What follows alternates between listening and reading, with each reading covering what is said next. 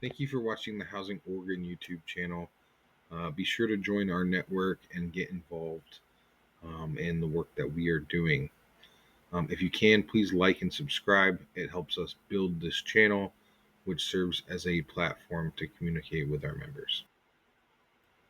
This video is part of our 2025 annual conference. We're looking for folks to be on the conference planning committee. Please email info@housingoregon.org. Development, and we're here to talk about year 15, a very exciting topic. And I've been working in the industry for 22 years, and my whole entire career. I graduated college and I started working for Novogradac, and been in the Portland area for about 15 years. And so our firm it's our 36th, 37th year. 1989. 1989. You do the math. We're 36 years doing affordable housing. So you're in the right place if you want to learn about affordable housing. Well, a very specific part of affordable housing, which is what happens when you get done with the initial compliance period. And my name is Nicolo. I'm a partner in the Portland, Oregon office of Novogradac & Company, and excited to be here with you today. I have 1 year on Warren. Warren's been here for 22 years. I've been here for 23. And like Warren, started right out of school, right into affordable housing. And today we're going to be talking a lot. Well, before we get into the meat of year 15, we're going to hit the One Big Beautiful Bill Act, because who doesn't want to learn a little bit more about that? We thought we couldn't, talk about the key issues here. We're talking about affordable housing. So we just want to gloss over real quick, the OBB, which was passed in July 4th, right? July 4th. I think you're missing a B, but yes. July? Oh, I have one beautiful bill. Yeah. One bit. Well, okay. Well, my bad. All right. So one great thing about this was there was a 12% increase in 9% allocations, and so that was a pretty big win that the industry had. And I'm going to stand up because my knees hurt sometimes when I sit too much. So the increase I think is important to understand how it affects Oregon. So, there's a multiplier, and generally, the amount was $3 for 2025.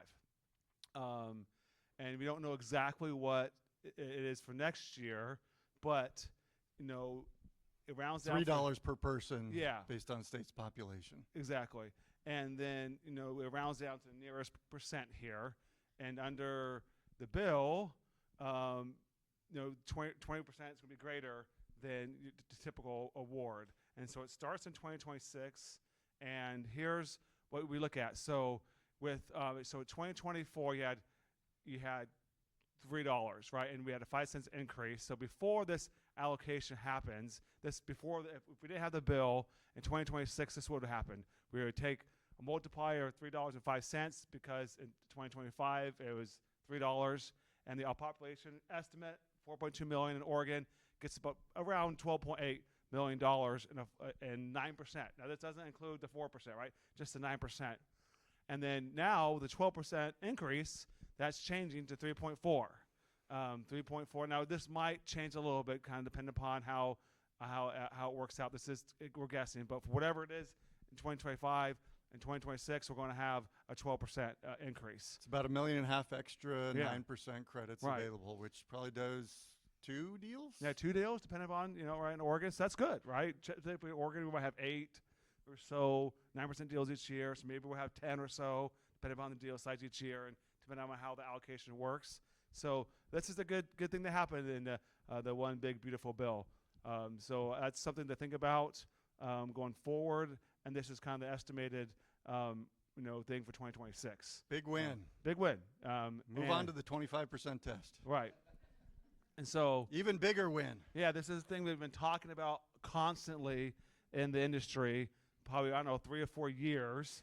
And, so basically, if you didn't know what the 50% test is, in affordable housing, if you're going to not do 9%, you do 4%, you have to get an allocation of tax on bonds.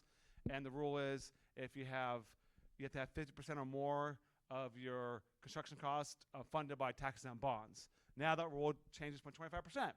And so a few things, if, basically this happens for transactions closing after January 1st, 2026, You can take advantage of this 20% test. And basically, if you're going to have an additional bond size, your amount needed the 50% test.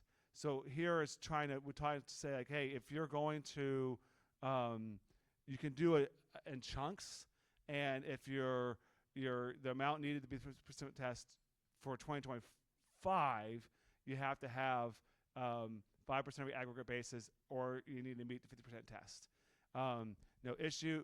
So maybe just to clarify a Yeah. little, there's a transition rule. Right. And the transition rule is if you have a little piece that's issued in 2026, then you can qualify for the new test. And Right. the little piece is 5% or Right. more. Yes, thank you. I was getting my wires crossed there. So key here, lowering from 50 to 20% estimated, hopefully, in this period of time, 1.1 million homes from this area. We don't quite sure. That's just kind of the math Across here. the country. Across the country, not just in Oregon. It's across the country. And when I think about this, hopefully this means more 4% deals are on the table. Maybe it's less competitive. Right now, Oregon and a lot of states out there have been very competitive. And, 10 years ago, the 4% wasn't really a competitive process. And last 4 or 5 years, it's been a very competitive process. And maybe this helps not be so competitive, so more players can jump in and do affordable housing. And 4% deals, you always have the issue of gap financing, trying to fill that gap, right? Because you get less equity, because from the investors you have less credits, and so there's always an issue of the 4% deal filling the gap. Here, you just have a different gap to fill, right? If you're going to only use 25 to 30% Hexagon bonds, there's probably some other permanent financing or soft financing you have to find, which generally in a 4% deal, you're going to have soft financing. So when you're doing the deal, you're going to have more soft financing or more permanent debt from another source rather than tax-exempt bonds. My guess is we'll see a lot of AC rehab deals. Right. So some of those 1.1 million in units that are financed will be AC rehab, not just new construction.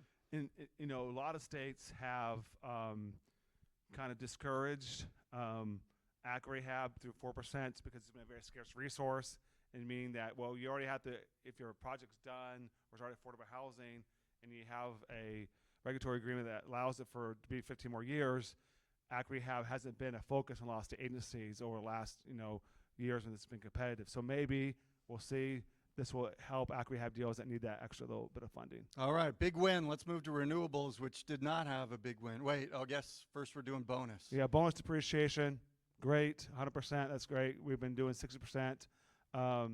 So there's a limit on interest, and then at 45L credits ends.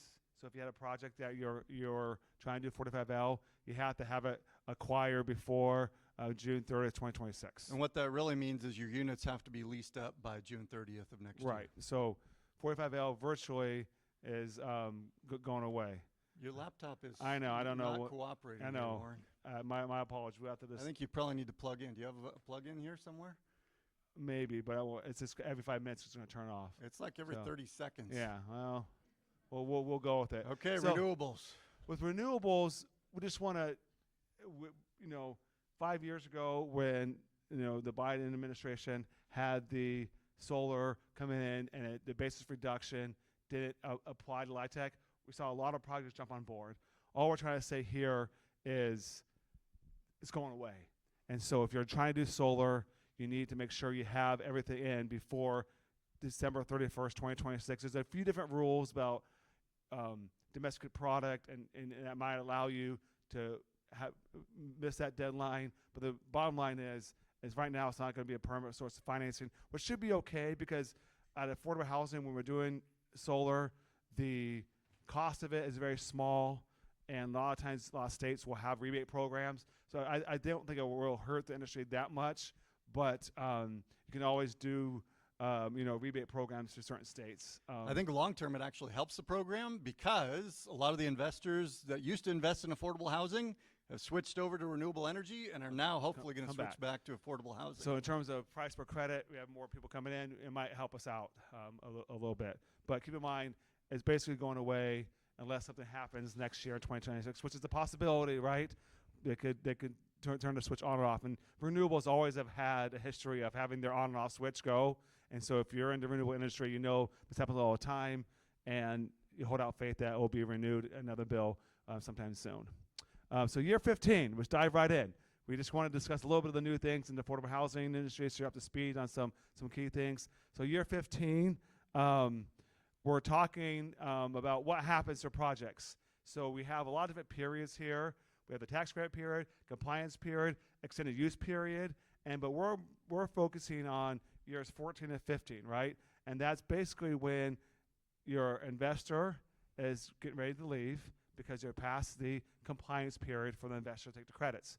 You know, the credits have been claimed from the years 1 through 11 because you have a little stub year there, and then I didn't even touch it. Listen to me. And then now here, and that's where we're happening. We're basically talking about having a separation or, for lack of a better term, a divorce between the GP and the LP, right? We're talking about how the LP is going to leave the affordable housing project.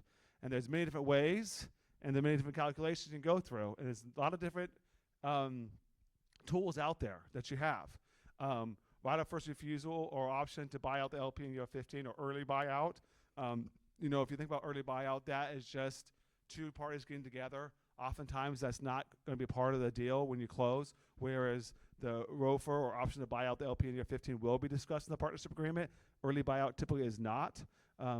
I do have some clients who've been very successful at getting it in up front for a potential early buyout. So if that's where you want to go, then don't be shy about getting it in when you close. This is not as common, whereas number one is a little more common.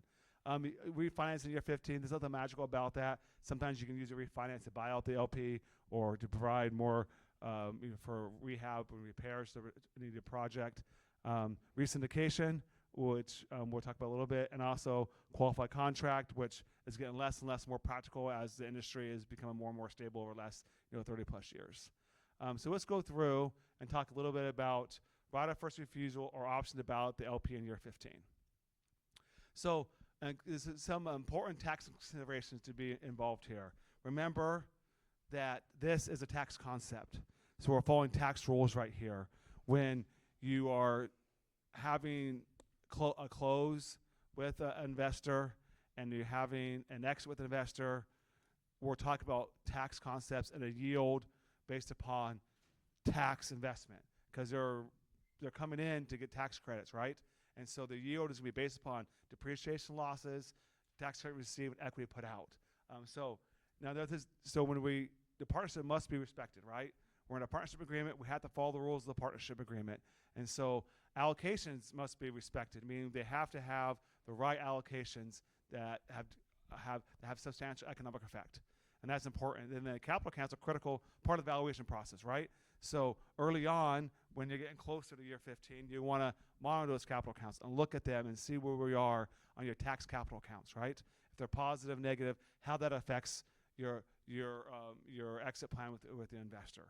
And we'll talk about that, but it's always important to follow those capital accounts and have your CPAs monitor those.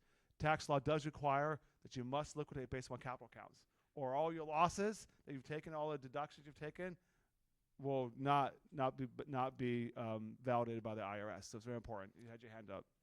So I do think one thing, the whole point of this slide is to note, I know every developer in the room wishes they could just give the tax benefits to the investor and get everything else for themselves. I get the cash flow, you get the tax benefits, we all win, right? And I'm sure for every developer, I love where your head's at. I really do, because that's a great place to be. The problem is when you're a partner in a partnership, it means more than just giving away the tax benefits and keeping everything else for yourself. You actually have to be partners. And being partners means that they actually have to have more than just tax benefits that they can potentially get as the investor. And when you're looking at years 1 through 15, there's some cash in affordable housing projects. Some of them are very cash flow. A lot of time that cash is paid to the developer through developer fee or fees. Obviously the investor has a small asset management fee, but generally the investor is not going to have a significant amount of cash in years 1 to 15.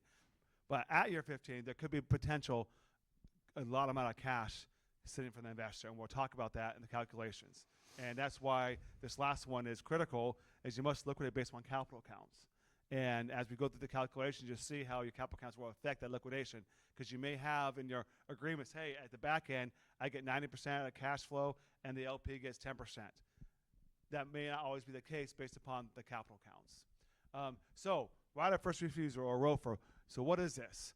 This is a common definition that involves, a right to buy an asset if an owner decides to sell. Now, the key is not do the lateral option, right? This is only going to be able to be brought through a first right of refusal. And you have to have a good sale price and an actual bona fide sale in order for this right of first refusal to kick in. There's a lot of court cases out there where you have this bona fide sale, but it's been a related party transaction and it's been kicked out and not seen as a right of first refusal because you haven't had a bona fide sale. So the partnership agreement governs which partner can make the decision to sell, where the other partners have approval rights for that decision. Most ROFRs are valid during a limited period of time, and also the ROFRs are really kind of mainly for nonprofits, right? For-profits don't really have this option. This option is really set aside in the code for nonprofits. And it's a very good option because a lot of times we'll see you can exit through exit taxes plus assumption of debt. And because of this, it's a good option for nonprofits. Maybe just to make a few extra comments here about the whole ROFR business. Many of you look at this and say, well, why does it have to be a ROFR? Why can't it just be an option? I love an option. It means I can just go and exercise it, right? With a ROFR, I've got all this nonsense around, well, who can exercise it? When can I exercise it? Who has to approve it? And usually it's the general partner that's trying to buy out the limited partner, trying to buy the property is in connection with the ROFR. And as Warren noted, the statute actually provides for a ROFR right in the statute. Section 42 says a general partner, if they're a nonprofit, they can have a ROFR to buy the property. And when Congress was debating this provision, they even debated, should we make it an option or should we make it a ROFR? And Congress ultimately decided, let's not make it an option, let's make it a ROFR. And the industry, I think, that's been a lot of angst within the industry over the last 30 years. A lot of developers would really prefer an option instead of a ROFR. And yet, while it's been on our wish list, and we even just got some wins, right, from Congress over the last 6 months, we still haven't gotten to the point where the ROFR has been converted to an option, which means you still have to, when you're using a ROFR, got to follow the rules in your partnership agreement around how the ROFR works, how it's executed, who can decide whether or not the ROFR gets to proceed. Yeah, and I think if you treat it like an option and you go through the process, there has been court cases challenging this. So it's very heavy litigated area about the ROFR because oftentimes in year 8, year 9, your initial LP sells to somebody, right? Sell to a new investor, and you have no control over that. That new investor is trying to find value in their asset. And so you may have had an agreement in place, but the new investor may not necessarily agree, they might push for something else. So you have to be very careful to follow your partnership agreements, to follow the right of first refusal, have a bona fide, a sell price or option to sell to somebody. That's a kind of a key part of this. And you're talking about a bona fide offer. Bona fide offer, yeah. Yes. The part of that, I don't know if we have it on here, is when you go and do your ROFR, you have to have a bona fide offer to kind of trigger this right of first refusal. And if it's not a real bona fide offer, it might be challenged in court, and you might not be able to use your ROFR. Well, so just to gild the lily a little bit more there, Warren. So you're mentioning some ROFRs have a provision that says, if we get an offer, that can trigger the ROFR. Yeah. If we get a bona fide offer. Obviously, our slide says if an owner decides to sell, that can also trigger the ROFR. Right. And then the question is, well, who decides? Is it the limited partner? Is it the general partner? Do they both decide? Does the GP decide? But then the LP has approval rights. Lots of questions around who can make that decision. And in some cases, nobody gets a decision. There's merely, if we get an offer, that triggers the ROFR. Yes. All very good points. Maybe, should we pause for a minute? See questions? Yeah, sorry. Questions about ROFRs that people want to talk about ROFRs. And I understand that this is a very heavy tax focus, and we have an hour and 15 minutes. which sometimes we talk about this in our workshops for 4 hours. So we're condensing this all. So please feel free to email us afterwards or raise your hand if a question. All questions are good questions. So please feel free to raise your hand if you have a question. So here's, we talked about this, options to buy. There could be unilaterally the ability to force an owner, even if the owner doesn't want to sell. That could also be in there. The options, sometimes it can be universally unilaterally exercised. The option holder has the ability to opt out or to exercise the option. Most options run for a period of time, typically after the completion of year 15. So that means you have to kind of plan for this. So I think the key here is there's really two alternatives. One is you can use a ROFR to buy out your limited partner. The other alternative is an option. And they're usually two very different strike prices. And I think we're going to highlight that in a second when we actually look at an example. A ROFR is debt plus taxes, whereas an option is usually at fair market value. Fair value. Yeah, so we're kind of trying to focus on there's a ROFR and could be an option out there. Sometimes there's both in the partnership agreement, which makes it really confusing. Well, nothing confusing. You just get to pick which one you want. Right, but in terms of what you're doing. So I mentioned this before. There's different rules for for-profits and nonprofits. Nonprofits can have a ROFR of the price of debt plus taxes. Excellent. Wonderful. It's a great deal, especially if taxes don't exist. And that would mean you have positive capital count rather than negative capital count. We'll talk about that. And we will say this a lot, especially from years 10 on, you have to really look at those capital counts and really try to make sure you understand where you're going and where you're going to end up.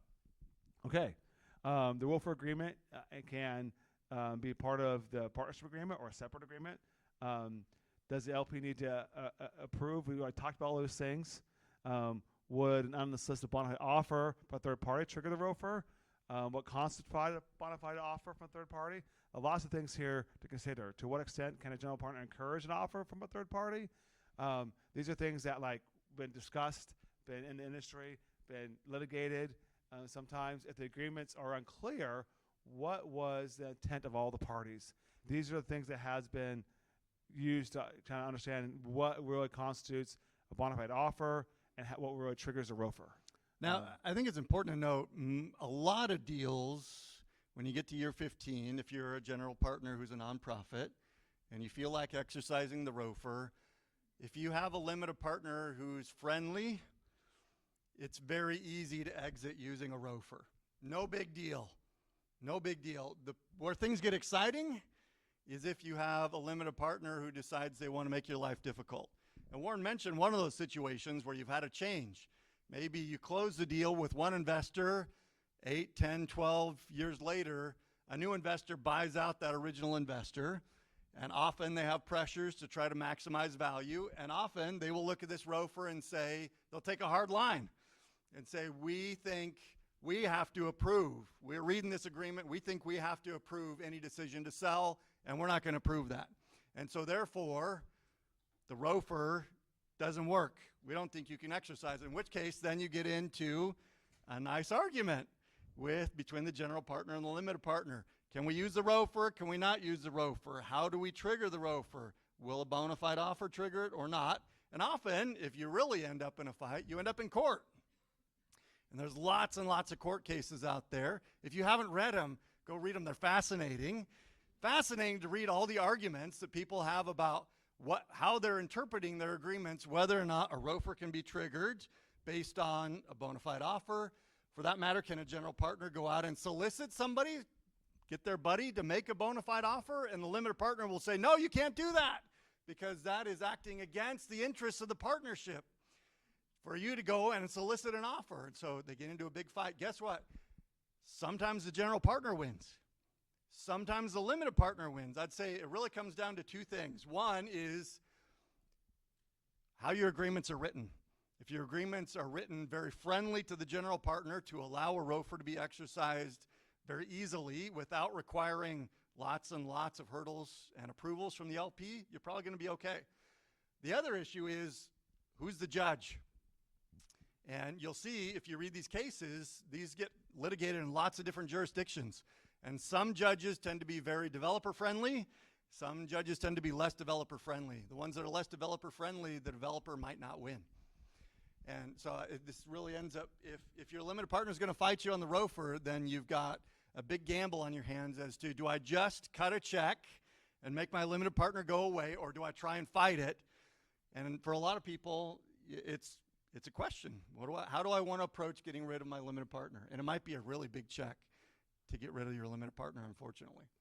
In my experience, though, not to you're scaring people a little bit. Most limited partners are friendly and want to continue to do deals, and litigation doesn't happen. I'd say 95 to 98% Right. of deals get exited without problem. And that's a good percentage, right? That is a high percentage, very high. If you look at a different industry, like in other, for market rate properties, people are suing each other all the time. I think that this is a very friendly industry, and I think the main thing is investors want to do more deals with a particular developer or an industry. Because once a limited partner is known to being aggressive on the back end, developers are going to be cautious of doing deals with them, and that could hurt their deal flow a lot. So just want to make one comment. If you're wondering what Nicolo reads at night before he goes to bed, I think you're reading these court cases, right? All day, every day. Yeah. So anyways, it's a good nighttime reading. All right. Continue on the option to buy out the LP in year 15. Often for-profit and nonprofit have an option. I think typically nonprofits are going to go with the ROFR, and this is generally going to be for your for-profits, right? And there's going to be a strike price, and the option is going to be two things. One is going to be a fair market value or debt plus taxes, and that's where your ROFR comes in, the debt plus taxes. Even if we have all these options, and we're going to kind of nail this a lot, is you want to be monitoring your capital accounts and looking at them every single year. And when you have your CPA preparing tax returns, you want to look at that. It's become a lot easier to do that now. That now on your tax returns, the capital accounts are on tax basis. So hopefully everyone will see and notice that and be able to monitor those things and understand where it's going. So the purchase price using the ROFR is almost always less than the option, right? Because debt plus taxes generally is less than fair market value. So if you have both an option and a ROFR, you're probably going to go the ROFR side. There's a few exceptions out there. The property is valued equal or less than the debt, then the differences are probably small, but there could be some differences there between your true option to fair market value or debt plus taxes. And I think the point there is that if you can just buy out your limited partner using the option and maybe send them $100, right? Why not just do that, right? That way you don't have to fight about the ROFR. Just use the option. It works. You can write a very small check. I mean, a bake sale will take care of that, and you're good to go. Life moves on. You don't have to fight about the ROFR stuff. All right. So we talked about capital accounts. And here, when you're trying to show the flow of funds during year 15. And it's one important thing to remember is the affordable housing credit is a friendly credit, and it's tax-free for the most part. Like your other credits out there, your new markets, your historics, your solar credits, there's a basis reduction we see credits. So in this example, we're showing losses and credits flowing to the LP. The only thing that reduces their capital account is the losses, not the credits. And other historics, new markets, and solar, there's a base reduction to your capital that comes with it. We see this credit. So in an industry like, say, hey, this is a tax-free credit, which is great, right? It's great for the investors, great for the affordable housing industry, because the price per credit is going to be higher because of that. So when you receive losses, it goes down, right? And that's bad, but not because of the credits, only because of losses each year. And so when does the LP's capital account usually go negative? What scenarios are there out there, right? I think the very common thing is 4% deals. The reason why is because less credits, less equity. So it's really important. If you have a 9% deal, you're most likely not going to have negative capital. Sometimes you do for deals that are performing as estimated, but 4% are a big negative capital here. And you might have minimum gain, other things to offset that, but those are a key thing. So that's what we're just showing. Hey, 9% deals, more capital, 4% less capital. Low credit price. Sometimes when, right now we're having a lower credit price than we did, a few years ago. We're in a kind of downturn. Hopefully it's going to be picking up here. We'll see. We don't know. But right now you'd say, hey, there's the credit is not where we had it a few years ago, right? I think most the national average last month was I think 85, 86 cents. I think Oregon's a little higher, but it's kind of around you might see 88, 89. I haven't seen too many projects over 90 cents for a long time. So right now you'd probably think in your mind we're in a time period where we're having lower credit price, so therefore you would have more issues with the capital account. Personal best, I had a client who got $1.35. Woo! That math is not math. Personal worst, I had a client who did get 60 cents. And if you look present value, $1.35, I don't know how that math is going to return on your losses, investment. baby, losses. Even with losses, interesting. Losses. Give me those losses. All right, maybe all in year one. You get a lot of bonus depreciation. Okay. All right. It's a very low IRR to the investor. Right. So underperforming assets, right, where the general partners and funding operations, you probably have capital account issues there. More losses. Loss of accrued and unpaid fees, like interest. You have a lot of soft loans that accrue or have compounding interest. And so I'd be careful when you're writing these agreements. If you have soft loans that are significant and have interest, if they're 8 or 10%, that is going to cause a large capital deficit. So those are important to look at and make sure you project out what those losses are going to, how they're going to affect your capital account. All right, strategies for keeping it positive or mitigating how it goes down. Go easy on bonus depreciation. Now, if you think about this doesn't necessarily matter for year one, right? Because FF&E and site work, they're all going to be fully depreciated by year 15. So if you take it in year one without the whole entire compliance period, you're probably going to sit where you are. But in future years, like years 8, 10, 11, 12, you have new assets come online. If you're going to do bonus, that might, further draw down your capital account, because a lot of investors now have been, in the last 10 years, more savvy about taking more depreciation and trying to drive that, doing cost segregations, being aggressive on bonus depreciation. So you have to kind of be aware of all these things and how it affects your capital account. This doesn't really matter all that much. ADS lives now are 30 years. They used to be 40 years. Right now, the typical is 27.5 years. ADS is only 30 years. So the difference there, it can make a difference, but it's not huge when it used to be 40 years. That changed a few years ago when changed ADS from 40 to 30 years. When it was 40 years, it can make a big difference on your calculation. Now it's a smaller difference.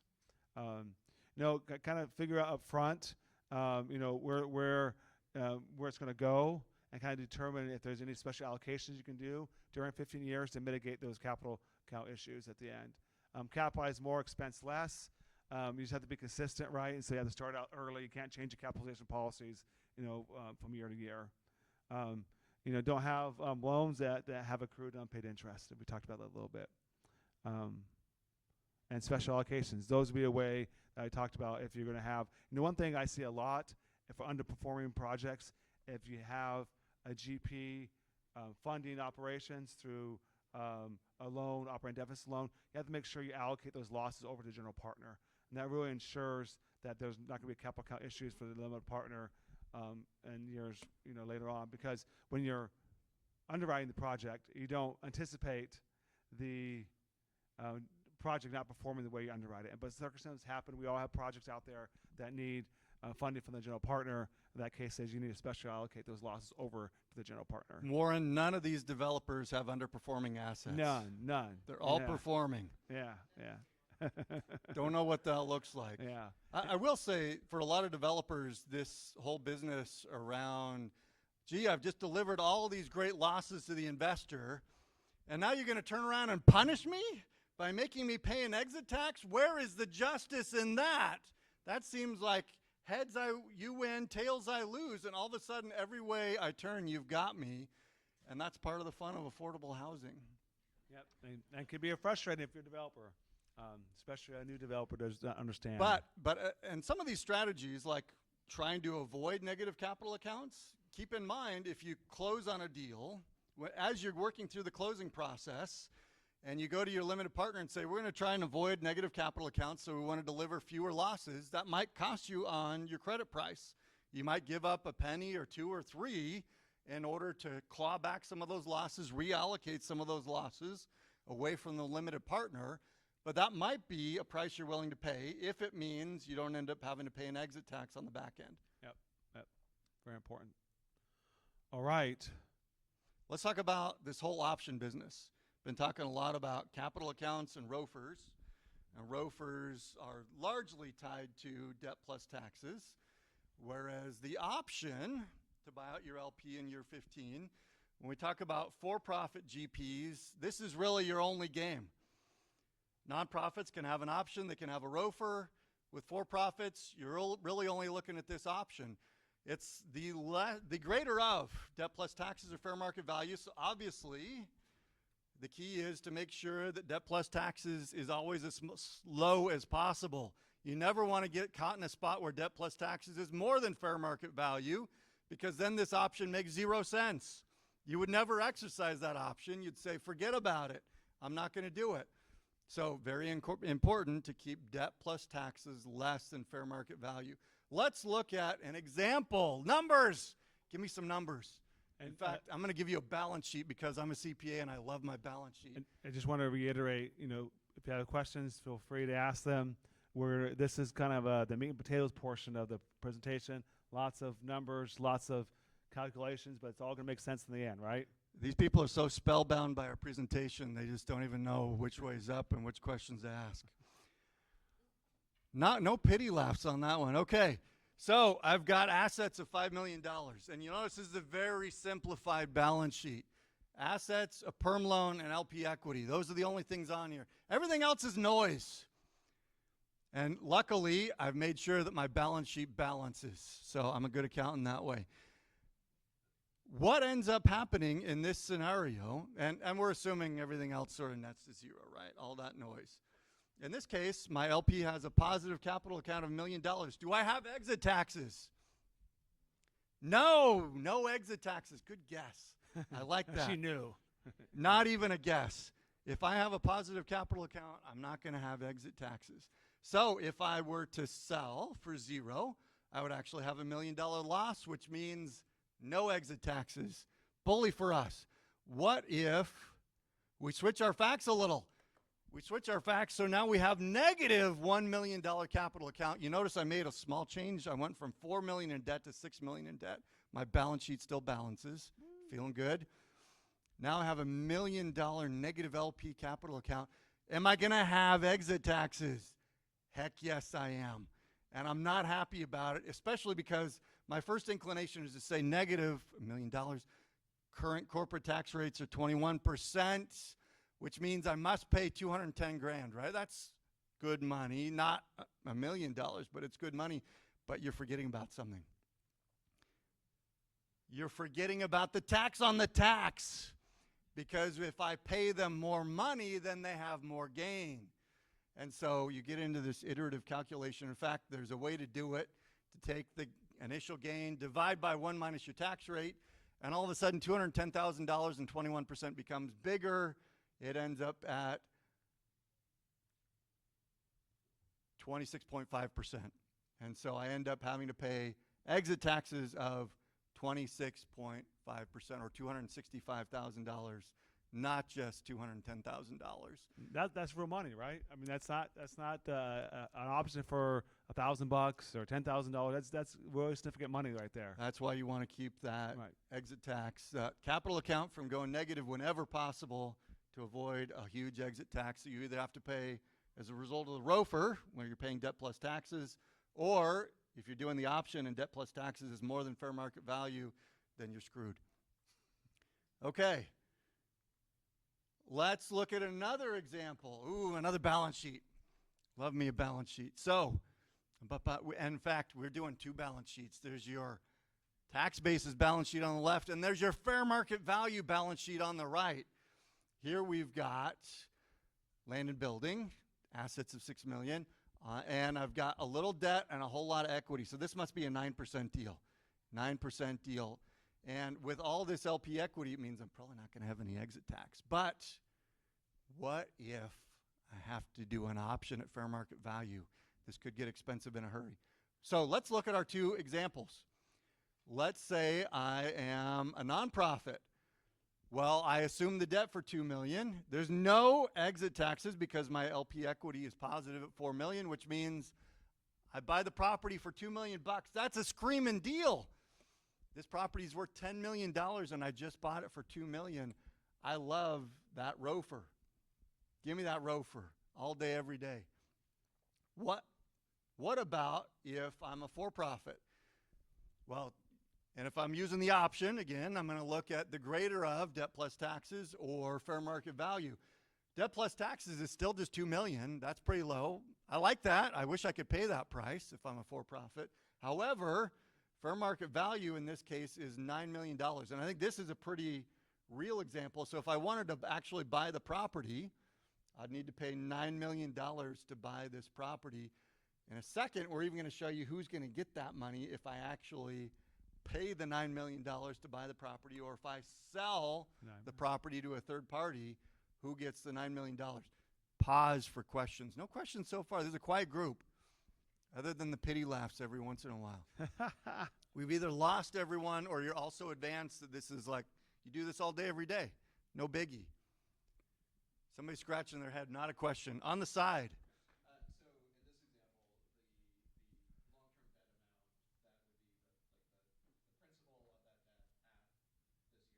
That's right. So chances are you might have had a little more debt when you closed, and you've been amortizing your loan balance down, although 30, 35, 40-year AM, you probably haven't amortized it down very much by year 15. If you sort of look at amortization tables, they go a lot like this, and they fall off a cliff to those last few years, right? So this $2 million loan is probably like $2.1 million in year one. Maybe 2.2, depending on your rate. Yeah. Great observation. So, okay, for the for-profit, we're paying, and we're using our option, we're paying the greater of debt plus taxes or fair market value. What happens if you don't buy out the LP, though? It's a game of chicken, right? Ooh, you want to play a game of chicken, Warren? Okay. Well, the partnership continues, and you get into an interesting spot because your limited partner probably doesn't want to stick around. They've got everything they signed up for. They'd really like to get out now. And so you're trying to buy them out for a low price, and they'd like a much bigger price. The LP may have a right to force the partnership to sell the property. So read your partnership agreement. I would guess maybe 75% of partnership agreements give your limited partner the right to force the partnership to sell the property, usually around year 17. And guess what? That game of chicken just got a lot worse for you if you're the developer. And the limited partner has the right to force the partnership to sell, because in that case, they're going to get their money. And it's just a question of how much money they're going to get. And you thought, I can just drag this on. I'll make them stick around for 50 years if they want to get paid anything. And yet now they can force you out in year 17 maybe. Partnership capital accounts become very important because they dictate a partner's rights to partnership assets. We keep beating the drum on capital accounts, those capital accounts. So let's look at that example.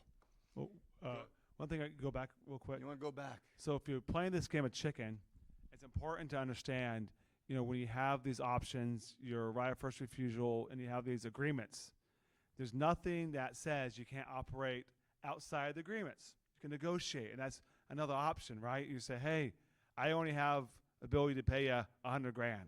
And you can go outside those agreements and come to an agreement. So you don't always have to follow the agreements. And I think a good portion of it does happen outside the agreements, because either the general partner cannot afford it, or they want to speed up the process or wait a little longer. And so sometimes the general partner and limited partner come together and form a kind of a handshake agreement on how to exit based upon a fair price, and rather than going down this whole entire process. So it's important to realize there is always a negotiation.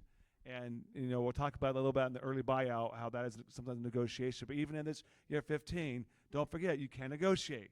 If you calculate out, you're like, wow, that exit tax is going to be huge. I wonder if I can negotiate this down. And so you can the point of this is you can operate outside the agreements if the two parties come together and make an agreement. The key, of course, is you have to have a dance partner who actually wants to dance. Right. And if they are wanting to play hardball and they insist on a big number, your ability to negotiate may be limited. Correct. So that's where things get exciting. Yes, it's great when you've got a limited partner who's very pliable and flexible and who's willing to play ball and negotiate to a number that works for everyone. Absolutely. Okay, let's go back to our math. We're accountants. We can't get away from numbers. Give me some math.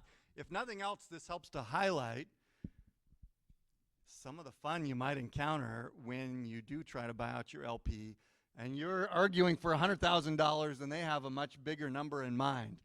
So let's say we actually sell the property for $9 million. Again, it was a given, a defined term here that this property is worth $9 million. So we go out and we sell it for $9 million. Who's going to get that $9 million? And the reason why we walk through this is to show you the way your limited partner's thinking about it. If they want to play hardball, they're thinking, I can force a sale, and then I can get my share of those sales proceeds. So if we sell for $9 million, what do we do with that $9 million? Okay, first thing we're going to do is we're going to pay off our debt. So $2 million ends up paying off the debt. Boom, now we got $7 million left. Guess where that $7 million's going? It's going right on my balance sheet. Okay. And the next thing, we get rid of our assets because we just sold those. Next thing you're going to say is, my balance sheet doesn't balance. I have a problem. Well, that's because we haven't yet calculated our gain. We had a gain on the sale. So don't get too nervous yet with an unbalanced balance sheet. So where does the rest of that capital go?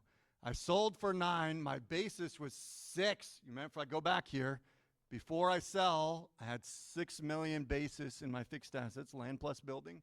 Basis is $6 million, which means I have gain of $3 million. Gain on sale was $3 million. Now the fun part comes in, how do I allocate that gain? And I think part of the secret sauce with affordable housing, everybody, when you negotiate your agreements, you think 90-10. I negotiated 90-10 back end. That means I get 90% of the cash, right? And usually what your agreement says is you get 90% of the gain, which might mean you don't get 90% of the cash. Some people are saying, I don't like that. I don't like that answer. Okay, so let's walk through the rest of the math. So what do I do with this $3 million gain?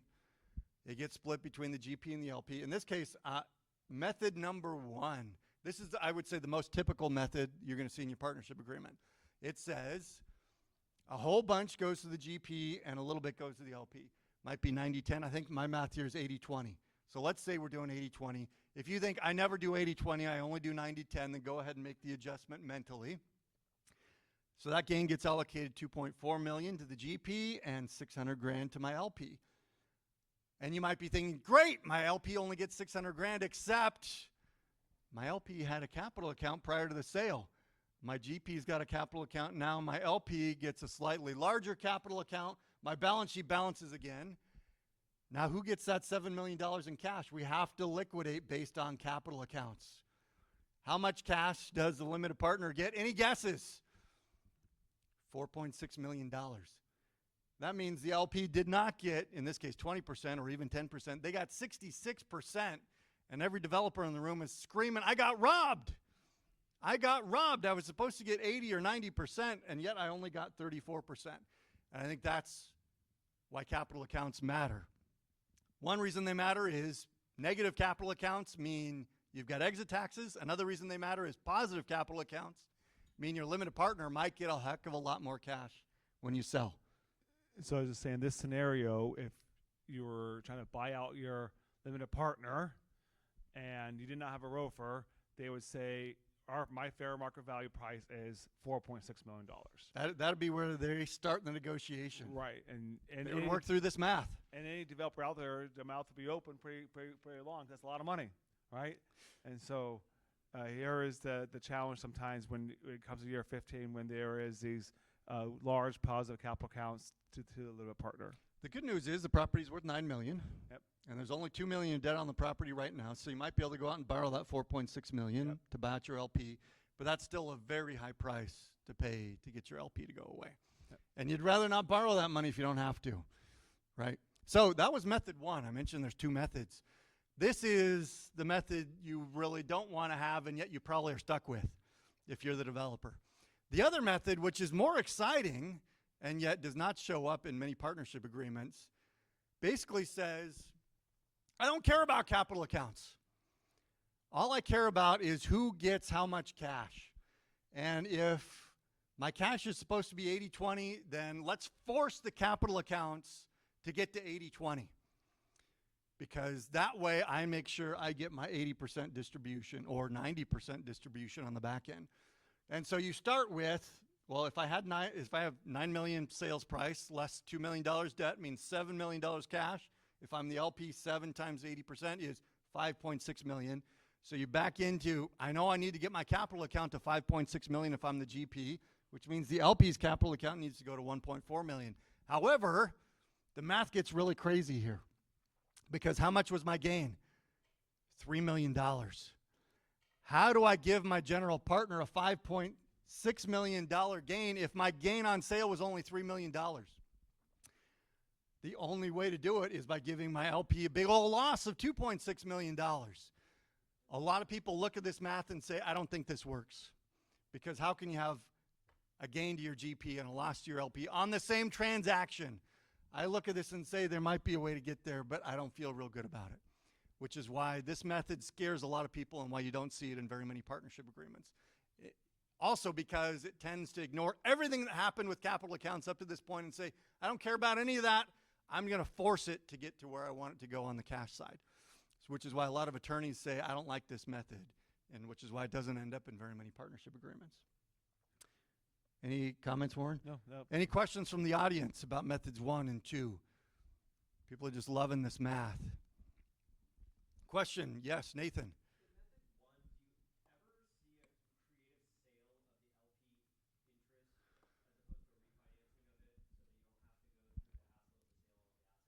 How creative is your sale?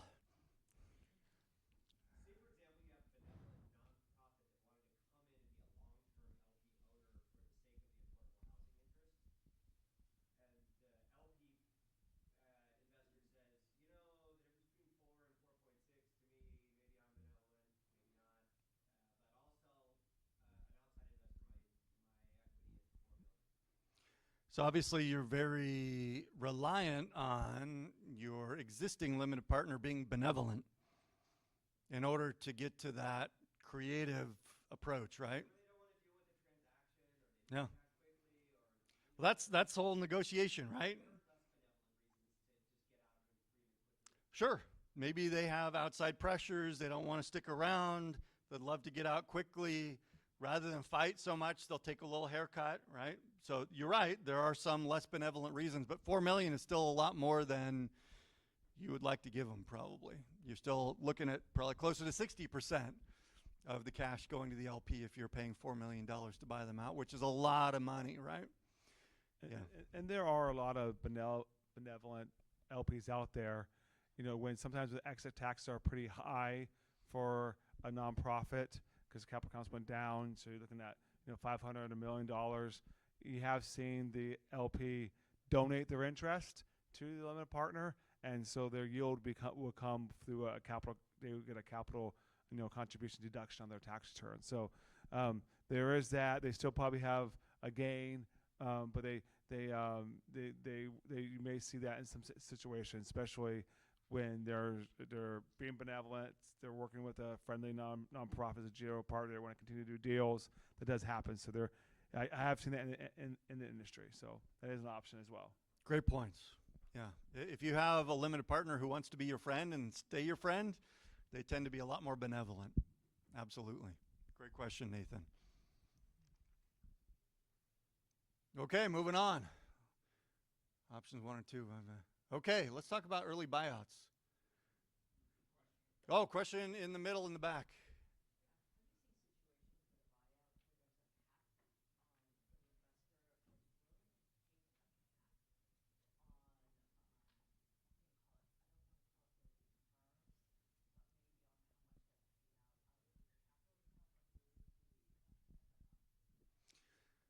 So if I'm understanding the question correctly, your question is, will LPs accept a cap on how much they get paid out?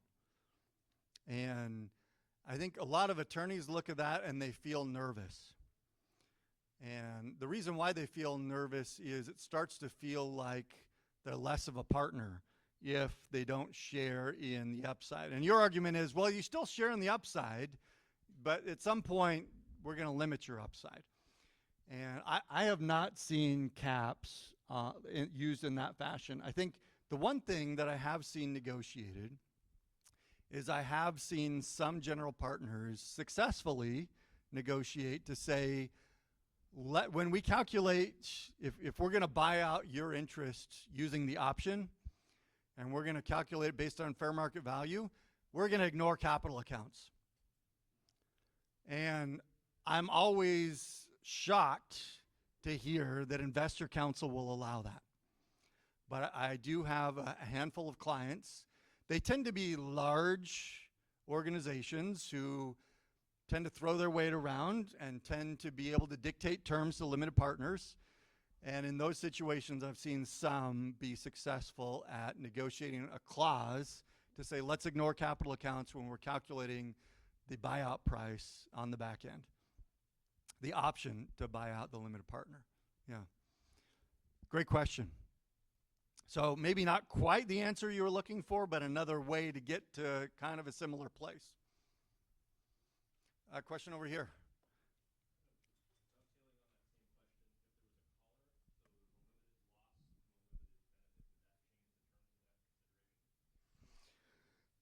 Interesting approach. Are you an attorney? Okay. So part of the fun with being, as you actually be a partner in a partnership means you have risk of loss. It also means you have potential upside. And when the partnership does well, you should do better as a partner. And when the partnership struggles or loses money, then you should lose money as a partner. That's part of being a partner in a partnership, is that upside and downside dynamic. And I think once you start adding in features like limits on the upside, limits on the downside, now you're chipping away at that partner's rights to upside and their ability to suffer the downside. And you start to call into question whether or not they really are a partner. If you chip at those rights enough, all of a sudden they start to look more like a lender than an owner. And so my experience is most investors and their counsel are unwilling to put a lot of limits in place, like collars on their upside and downside, because perfect example is the old historic Boardwalk Hall case.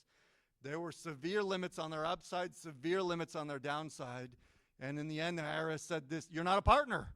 You looks like you're something else, because of all the guarantees that limited their downside and all of the caps that limited their upside, such that in the end, they lost the case. They weren't a partner. They didn't get the historic credits. And so I would be careful about getting too cute. If you look at over the 30 plus years where the affordable housing LIHTC credit's been out there, the structure, the GP and the LP, losses, capital contributions, asset management fees, cash flow, in the back end, there hasn't been a challenge that I know of by the IRS that says this LP is not a partner. So the current Not yet, right? So the current structure we've been using works so far, right? And so you're always very cautious when you start doing guarantees and limits on losses and profits to the limited partner, because that might indicate that they're just a guarantor, not necessarily an investor, and if they're not an investor or a partner in the partnership, they go away and the whole deal blows up. And so luckily, we have not had that. They had it at Historic Boardwalk Hall and Historics, and the industry has corrected itself after that, but has not been, and if it ever happened, it'd be very interesting to see what happened to the industry. But we have not seen that. So the current structure that's being used is a good structure. And I think there's a group called AHIC that's out there. If you're familiar with AHIC, they tend to draw the line on a lot of these features that developers are pushing to try to push the envelope. And some people look at that and say they're a cartel because they're trying to enforce provisions across the industry and trying trying to negotiate provisions on an investor-wide basis, but I think they've successfully managed to keep us out of trouble so far because they've drawn the line on certain provisions that basically eliminate the potential for the investor to be deemed as not an investor and lose the credits. So while not everybody loves AHIC, I think they've successfully managed to keep us in business and keep the affordable housing program alive rather than having deals get blown up because developers have pushed the envelope on some features. So let's talk about early buyouts. And as Warren mentioned, for a lot of deals, you do not have a provision in your partnership agreement related to an early buyout unless you successfully negotiated for it on the front end. The idea here is, if you look lower right, we've got our little structure with the lower tier partnership down at the bottom. That's our bottom triangle. You've got a fund in the middle and an investor up top. And you're looking to get that divorce, sever that relationship so that your investor goes away and you're left with the developer either owning the partnership or owning the property outright. But what if I didn't have to wait until you're 15? There's a reason why in the olden days we didn't do this so much, because prior to 2008 you had to post a bond if you bought out your limited partner prior to year 15. And bonds were very expensive and they were no fun. But after HERA, which we got in 08, you no longer have to post a bond. So a couple of things to be aware of. One is you might have 15-year credits. Not every deal has 10/11-year credits. Some deals have 15-year credits. If you have 15-year credits, your limited partner is probably going to want to stick around to claim those last few years worth of credits, especially if it's real money. And as we've been talking about, there is no contractual mechanism to get an early buyout. Instead, you just need a benevolent partner. I will say 20 years ago, early buyouts were very rare, in part because of the bond issue, but also in part because nobody was doing them. And even if you wanted one, your limited partner didn't know how to do it. And you'd call them up and they'd say, I don't know what's going on. I don't even know who you should talk to, because it's not something we do.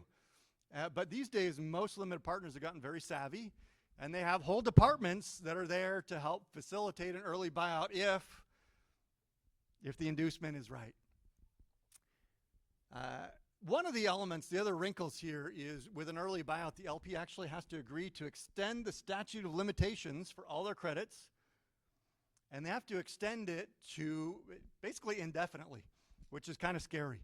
But it's the actual language is 3 years from the date that you discover an event of noncompliance.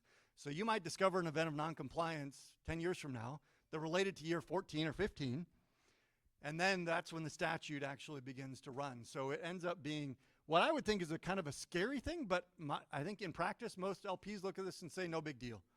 We're willing to extend, we're willing to do an early buyout, assuming we get what we want on the back end. So why would a GP want to buy out the LP? Why wouldn't they? Of course they want them out early, especially if every developer thinks their property is going to be worth $1 trillion.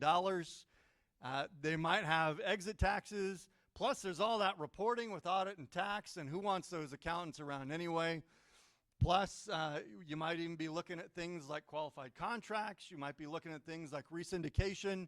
Once you're in control, you get to decide. You don't have to worry about going to the LP every time you want to wipe your nose to get their approval. Why don't you want to buy out the LP? Well, they might demand a really big check, and that might not be any fun. You might not buy them out early because if they want a really big check, you might look at it and say, I can buy you out at year 15 for a smaller check, so I'm just going to wait. And in some cases, even though bonds are no longer required by the government, some LPs might still insist that you have to post a bond because they say, if there's an event of noncompliance, I don't want to have to pay for it. Instead, the bond provider is going to pay for it, and those bonds are still really expensive, which is no fun. So you might decide the price of having to buy that bond in order to buy out my limited partner early just isn't worth it. Question up front.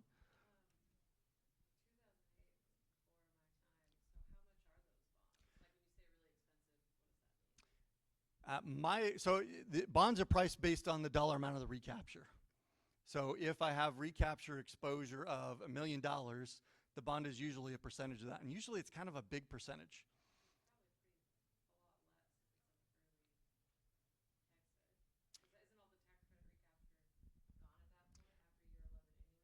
No. It goes your 15 is a compliance period, so you might have a sliver. It does. You still have a third. Yeah. Yeah. Exactly. So a third of the credits are still at risk for your compliance in years 11 through 15. Yeah. Even though they've already been claimed. So it's a 10-year credit stream, but it's earned over 15 years. So that last 5 years, you still have a third of your risk outstanding. And that, often my experience is that bond will cost you 20 to 30% of the potential recapture amount, which is big money. Big, big money. Yeah, great question. And welcome to the party since you're post-08. Why does the LP want out? Maybe they think the property has no value. A lot of properties don't have any value, so why stick around? Let's get out now. In fact, I might even be able to make my GP happy. I might be able to eliminate a lot of my asset management responsibilities, and I might be able to avoid some exit taxes. So if I'm an LP, maybe I'm willing to get out early because there's no upside to waiting. Why might they not exit? Well, all the opposite reasons, right? They might think there's a pony in there somewhere. There is a pot of gold if I just wait around. They might not trust the GP. I'd say this is unlikely. Most LPs trust their GPs. But in some rare scenarios where GPs have shown they shouldn't be trusted, they might not trust the GP to keep the property compliant. They want to stick around in that partnership so that they can really put the screws on the GP to keep the property compliant. Some LPs aren't excited about extending the statute of limitations, and sometimes you just have difficulty getting their attention. Okay, who's ready to talk about refis? I'm ready to stand up again. Let's do it. So I mentioned this earlier that there's nothing really magical about refinancing year 15. And so I guess we don't have a slide on it. But, you know, oftentimes you'll find like if you have a big exit price, you may, and you know your debt can be refinanced to get some cash out. You may use that refinance to buy out the LP. Obviously, it works great when rates are low. Right. Not so much these days. Right, and so we don't see it, but you know, 6-7 years ago I saw a lot, and even with nonprofits when they have an exit tax that's significant, that they would still go out and refinance and pay $200,000-$400,000 to buy out the LP. So it's a little tool. We all know how refinance works. Nothing special, but you can use it to help we see some cash to buy out the LP. Recapitalize the property. Yeah. So resyndication. So we don't have much besides that. We got one slide. We got one slide on that. So resyndication, I think in the last, as I mentioned this before, when 4% deals have gotten competitive, resyndication projects, ACC rehab projects, those type of projects kind of get put on the back burner because new projects were kind of the more priority, new construction projects or rehabilitation projects. I'm wondering if resyndication might come back on board as we have the 25% rule. So maybe have more projects out there. So maybe this would be more common because you think about at a state allocating agency perspective. If you have 30 properties that want allocation and you only have room for allocation for 20 of them, and some of the projects already have a agreement in place to be properties for the next 15, maybe next 30 years, you're going to go to the priority of the projects that need allocation to produce more affordable housing in your community. So oftentimes that's been seen the reason why a lot of projects, a lot of state allocate agencies may not make resyndication projects a priority, and also investors may not have also, because a lot of resyndication projects is seen as a case of rehab projects. We want to have some really deep rehab projects, really deep meaning rehab to improve the property. So light rehabs for resyndication, those were not being used. So that's kind of the resyndication. Obviously, there's some tricks, some rules you got to follow. You can't have the same limited partner can't be part of the resyndication. You have to have a different limited partner, and there's a couple other rules you have to follow. And there's just a slide, and I don't even know if it's even pertinent. Like if you look at right now, it says right now 42% of all the projects are resyndicated. I wonder when that data. That's 2010. I think that data still is probably, fresh, Warren. I think that data is probably pretty low. I think we need to update that data. So I don't trust this data very much. Plus it comes from EY, so it's garbage. So anyways, that's just a little slide we put in there. But so resyndication is an option. Actually, I haven't seen one for a long time. They do happen, though. Well, I think the whole point of resyndication is a lot of the time you have deferred maintenance. Right. You get to year 15, your property has a lot of needs in terms of deferred maintenance, and this is an opportunity to get more investor money. They get to pay for all this deferred maintenance to take your property that's sort of been drifting downwards from an A property to a B to a C to a D and bring it back up to an A or a B, and get the limited partner to pay for it. And often, as part of that bargain as a general partner, you're going to roll your equity into the new project, usually with a seller carryback note. Yep. And that's a big part of how you make resyndicated deals work, is by carrying back a big note. You might get a little cash out, but often you're going to have to carry back a big note in order to get the sources to equal the uses. But the whole strategy is limited partner is paying for all these upgrades to the property. Win, win, win. We have 3 minutes, and we have qualified contract. Nobody cares about qualified Not contract, really, Warren. right? Especially if you're for profits. It's not very common, right? Because the whole idea with a qualified contract, you're trying to sever your extended use period and take it to market. And you apply to the state. Some states, well, Oregon does not, so Oregon is still an option, but a lot of states like California will say, if you're going to get LIHTC, you're going to waive your right to qualify contract. Oregon does not have that in place. Still a process, but I think you have a price, you apply, and if the state of Oregon doesn't, get able to find a buyer for that price, you can take it to qualify contract. And as affordable housing industry, as nonprofits, which a lot of the developers out there are nonprofits, this is not really an option because you're mission focused. You want to maintain affordable housing.